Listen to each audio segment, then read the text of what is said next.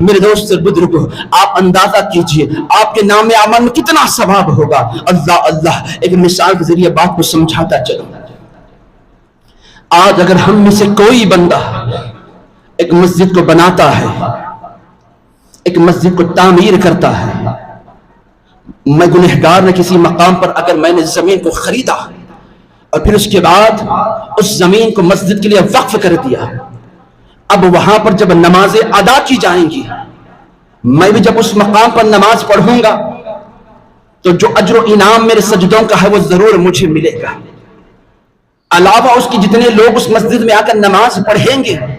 اس کا ثواب بھی خدا جل جلالہ مجھ کو گنہگار کو عطا فرمائے گا۔ اس لیے کہ یہ وہ مقام ہے، یہ وہ مسجد ہے جسے میں نے خریدا تھا، جسے میں نے مسلمانوں کے لیے وقف کر دیا تھا۔ تو میں ناقص، میری نماز ناقص، میرے سجدے ناقص، میری عبادات ناقص، میں گنہگار، خطا کار، سیاہ کار، مگر میری بنائی گئی مسجد میں جب کوئی اللہ کا ولی آ کر اب نماز پڑھتا ہے،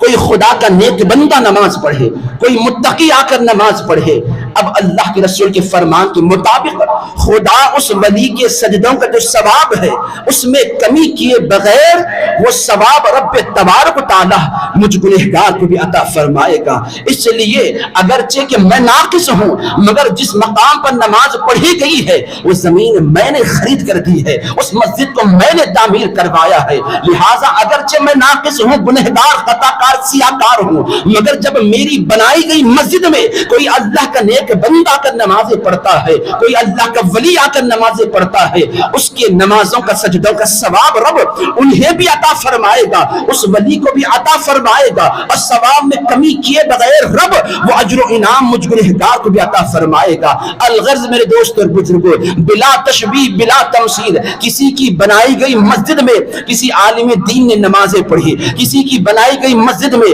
کسی مفسر نے نمازیں پڑھی ہے، کسی کی بنائی گئی مسجد میں کسی متقی نے نمازی پڑھی ہے، کسی کی بنائی گئی مسجد میں کسی اللہ کے ولی نے نمازیں ادا کی ہے، کسی کی بنائی گئی مسجد میں اللہ کی یقیناً کسی قطب نے نمازیں ادا کی ہے، کسی بادشاہ کی بنائی گئی مسجد میں غوث و خواجہ نے نمازیں ادا فرمائی ہے، مگر قسم کعبہ، خانہ کعبہ کی رب کی، حضرت سیدنا ابو بکر صدیق یہ وہ شخصیت ہے جنہوں نے مسجد نبوی کی زمین کو خریدا، اس مقام پر نمازیں ادا کرنے والی شخصیت امام الانبیاء کی ہے۔ مصطفیٰ نے رحمت میں جو سجدے ادا کیے ہیں مدنی زندگی میں، 10 سال میرے آقا نے مدینے کی سرزمین پر رہے، اب جتنے سجدے مصطفیٰ نے ادا کیے ہیں اللہ اکبر کبیرہ، ان تمام سجدوں کا ثواب رب مصطفیٰ کو بھی عطا فرمائے گا، اور بغیر ثواب میں کمی کیے وہ ثواب کر کسی کے نام اعمال میں خدا درج فرمائے گا، وہ ذات حضرت سیدنا ابو بکر صدیق کی ہے۔ تو جس کے نام اعمال میں مصطفیٰ کے سجدوں کا ثواب لکھا جائے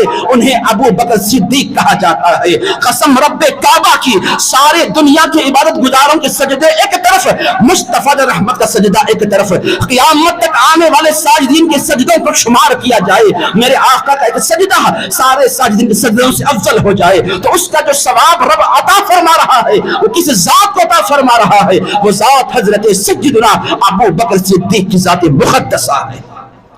یہ اجر و انعام نہ کسی کے نام اعمال میں داخل ہو سکتا ہے، نہ کوئی چاہ کر بھی کر سکتا ہے۔ یہ ثواب اگر رب نے کسی کے مقدر میں لکھا ہے وہ ذات حضرت سیدنا ابو بکر صدیق کی ہے۔ اور ایک بات بتلاتے ہوئے اپنے عنوان کو ختم کر دو،